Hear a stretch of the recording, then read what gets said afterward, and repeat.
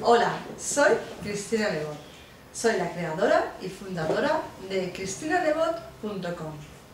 Hoy vamos a hablar de las estrategias de contabilidad en tu multinivel.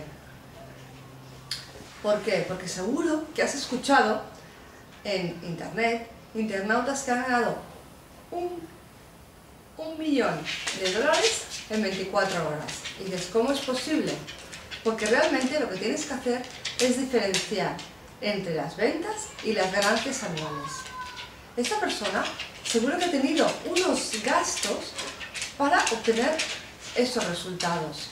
Pues esos gastos se los tienes que restar. Porque lo bueno de Internet en este negocio es que nosotros generamos un beneficio entre el 50 y el 60%. En cambio, si lo comparas con un supermercado, tan solo tiene un beneficio del 2%. O si lo comparas con una petrolera, tan solo tiene un beneficio de un 7%. Por eso vale la pena que te tomes en serio tu contabilidad.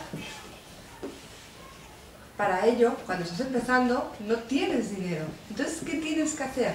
Pues invertir en publicidad. ¿Cómo inviertes en publicidad?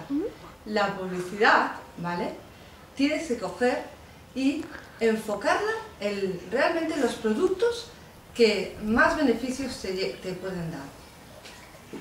Invierte en productos que te generan beneficios, ¿vale? Esta publicidad tendrá unos gastos, evidentemente, entonces te autofinancias y una vez te funcione, verás los resultados y verás los beneficios obtenidos. Por eso es muy importante que te enfoques en los productos que realmente estás teniendo éxito.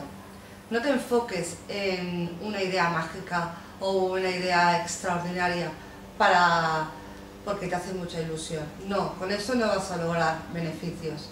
Enfócate en cosas que te den realmente dinero y así te podrás autofinanciar.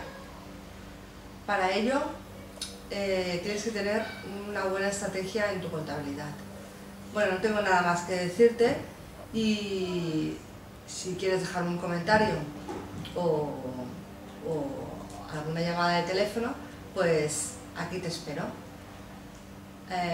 Cada día estoy editando vídeos, por lo tanto, hasta mi próximo vídeo. Adiós.